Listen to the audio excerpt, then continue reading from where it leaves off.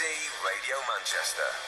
The Big Allotment Challenge, or as they're calling it in The Independent, the Great British Rake-Off. They missed a trick there, did the Beeb. Anyway, 8 o'clock tonight, BBC 2, the Allotment Challenge. 9 pairs of contestants will each be given a plot of land and the test of growing the best fruit, vegetables and flowers. Well, BBC Radio Manchester reporter David Sanderson has been digging up some allotment facts for Greater Manchester. Of the local authorities we spoke to, all mentioned demand for allotments is high and on the rise. One 6-plot site in Bury, for example, had 39 people on the waiting list in 2012.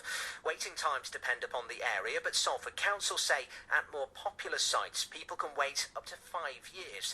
Now, once you reach the front of the queue, you can expect to pay around £50 a year for a small plot, although prices vary considerably across the boroughs. In Bury, prices range from £57 to £160, while in Oldham a plot can be secured for around £30 a year. Many council allotments are now managed by allotment societies, who lease the sites for a nominal fee. They then take on all responsibility for its general upkeep, as well as managing waiting lists and collecting annual fees. These societies must ensure the sites are maintained to the standards set out by the council. All allotments in Oldham are now managed by societies, while Salford Council say of roughly 600 plots they own, around half are now run in this way. So, the allotment idea, if you like, has been around for a very, very long time, and it is, if you'll accept the pun, growing. BBC Radio Manchester's Kevin Fitzpatrick is at an allotment in Salford. What's the appeal, Kevin? Well, it sounds like there's lots of appeal for the people who come down here regularly, and I'm just in one of the greenhouses with Doris, and we've just been planting some climbing French beans. We've been dropping some of these seeds into small plug trays, and I'm just stood next to other trays. They've got the early shoots of tomatoes and cauliflowers, and as I walk out into the gorgeous morning sun, I come past a bit of guttering which is hanging down from the ceiling, and they're growing garden peas in there, and outside there's all the other vegetables that you can possibly imagine. But this is a really big section of allotment they've got. It's about the size of a small 5-a-side football pitch. So what if you don't have the time or the experience to take on a gardening plot of that size? Well, lots of community options are available to you. I've just come outside and I'm with Ian Bocock, who's the chair and founder of Incredible Edibles in Salford. So just to explain what that is. Good morning. Yeah, Incredible Edibles Salford was set up 12 months ago, following on from the original programme that started in Tomberden. And what we do is we grow vegetables on the streets in urban settings. So we have planters across Salford, in Boozetown, in Eccles, in Monton, and also at Earlham Fire Station. And the idea being is that people can help themselves free of charge to anything that's there, and also if they're growing anything, is actually replenish and put stuff back in there. So it's sort of free access to people, and it's in a small scale. So as you've just said, it's not a 5-a-side pitch, it's a small planter which is easily maintained. And we also run a community growing group on a Sunday down at Tyndall Street allotment, where families, anybody who wants to come down and join us, again it's supported, so you're not committed to a large site. This is all voluntary, people just trying the hand, getting a taste for it, and hoping to build up a passion that actually one day they might have a bit more land of their own and they could perhaps grow a bit more. Most definitely, yeah. There's sort of 3 main elements to IES, and that is community, education and business. So we're very much about building community cohesion, people taking sort of responsibility for their neighbourhoods and building groups. The education element, again, people sometimes get put off thinking, well, I've failed, I've grown something, it didn't grow. Well, okay, it might not work in that position, move it somewhere else, or go and speak to somebody, or come and join a group like ours, and we can sort of help you get you on that road to growing. Well, Mark, Frith, you're also here. You're part of Incredible Edibles in Salford, but you've also got your green fingers in lots of other pies. Just rattle through the list for us. Yeah, I certainly have. So I was very lucky last year to get a job working with the Broughton Trust on a project called the Irwell Valley Sustainable Communities Project. And basically we're working with a local community in East Salford, and as Ian was saying, giving them the inspiration and the facilities to learn how to grow food in small spaces. So one of our initiatives working with Salix Homes is to set up meanwhile sites using metre-cubed containers.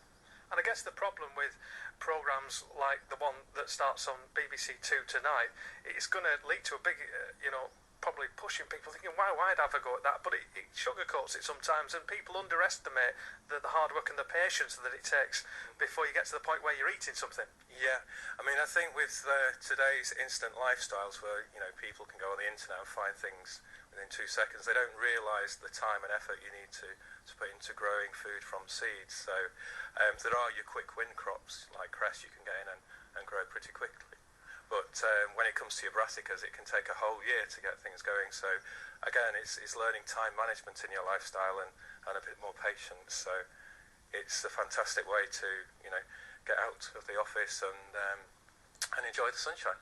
Well, why would you recommend it? Because you can enjoy the sunshine, can't you? Just sitting there and you can get your veg from the shop. You don't have to put all this hard work in. But for me, it's the taste. The taste you get from homegrown food it far outweighs what you buy in the shops, even the organic shops. And you'll be expecting a big rush in interest, will you, from this programme? We would like to, yeah. I mean, the idea of IS is that we get growers all across Salford, so what I would urge people to do is come and start following what we're doing. You can follow us on Facebook and Twitter. But yeah, we want to get more people out there growing, enjoying the growing, and one of the fundamental parts is also the health part, the physical health and the mental health and well-being. All that goes together just to make an amazing atmosphere and an amazing experience, really. All right, thank you. That's Ian Bocock and Mark Frith. They're both part of Incredible Edibles in Salford. I've been promising you some gardening tips all morning, haven't I, Alan? Before the end of the programme, I'll be teaching you, with the help of Harry and Barry, how to go for an award-winning lettuce rather than a slip disc. That's what we're aiming for. All right. Well, in the event that those tips don't prove sufficiently fruitful, see, that's a gardening word. At 11 o'clock on Saturday morning, Becky Want has a panel of experts taking your calls and giving gardening tips and the like. She hasn't this week because it's Phil Troke standing in for Becky on a Saturday morning, 9 till 12, gardening panel after 11. Paul in Sale, not a fan of gardening, Paul. What put you off? Well, we moved school, Alan. We went from junior to senior school. Yeah. The first 4 weeks of senior school, one of the lessons was gardening, and I thought, this would be great. Let's get out, doing a bit of digging, stuff like that. Anyway, Kevin Fitzpatrick is at an allotment because he likes that sort of thing, I'm sure. Have you ever grown anything, Kevin? Yeah, we did. We had a go. Me and the kids last year planted some green beans and potatoes. We had a few potatoes, but they weren't keen on the beans. I think they were a bit stringy. I don't know if that's something I did wrong in the planting, but it was great fun anyway. And I guess that's the point, really, isn't it? It is hard work, but it's also a lot of pleasure when you're digging stuff and you shove the seeds in, and there's hopes and dreams attached to that digging, isn't there? And then months and months later you come and you root around, or you pull stuff out of the top, and then you get to taste it. It's magic, isn't it? When the stuff starts to pop through the soil, it's just magical. Yeah, and you hate the hatred you develop for slugs. I didn't mind them, really. They're not that keen on us, are they? Get off my land. Absolutely.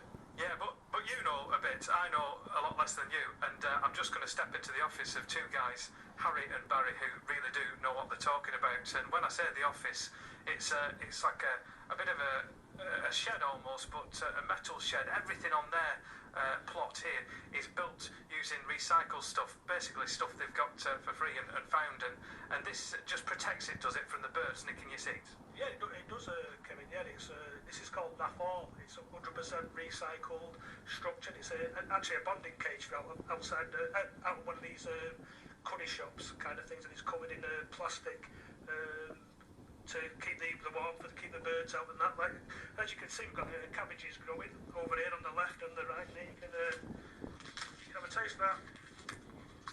I'm not sure I want raw cabbage at this time of day. Why not? All right, go on. Yeah, I can feel that working on my bells already. So, just a quick word on the amount of work it takes. I know we talked about how much hard work it is, and 500 people put on the waiting list to get in here. People really want to do it, but what are the tips? If you get a bit of land, you get a bit of a plot, what would you say is the way to go about it? The first thing is, if you get plots the size of one of these, 90 foot by 30 foot, just do one little section at a time. Don't go killing it.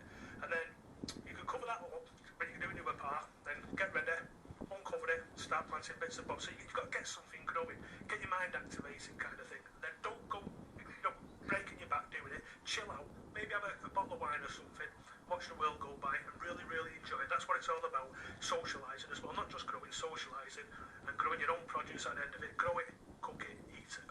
Little and often, that sounds to be the way. So, Barry, in terms of when things are coming out of the ground and they're growing, I've heard a couple of people say, oh, it's going to seed. Now, that sounded like something important to me. When your stuff's coming out, you have to keep on top of it, do you, and make sure it's at the right stage for the right time of year?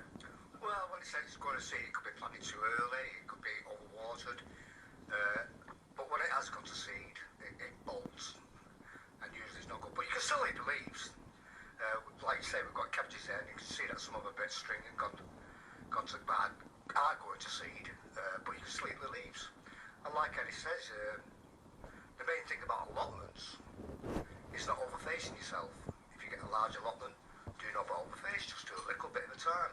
It's a long-term project, you know, and something that they is to enjoy. It's not a job. And with this programme that's starting tonight, they're expecting a big increase in people wanting to get involved in gardening, growing their own. They're comparing it to the Great British Bake Off, which really boosted popularity of baking. But I guess people shouldn't be afraid of failure, should they? They shouldn't be worried if they grow an onion and it's got a soggy bottom. No, they shouldn't. But the main thing is that anybody can grow vegetable, even at their home, in troughs or pots, like potatoes, onions, strawberries, all sorts of things, lettuce. And the main thing is that you get an enjoyment out of growing this stuff, you know, and that is the main thing. It's all about enjoyment. Because, Kevin, if you don't succeed, sow again. So again, that seems to be the message down here, Alan. Don't take on too much, have a go, and just enjoy every moment if you can. But there is that moment when you give someone some potatoes and you say, I did that. I grew them. Whenever we used to drive past Fiddler's Ferry, I used to tell people, my dad built that. Huge, great power station. My dad built that. He had a bit of help, but it's that thing. These are mine. They came from nothing. I made them. You didn't. You planted them and the earth made them. But hey, it's a wonderful moment. A moment they enjoy immensely at Kersal Vale allotments in Salford.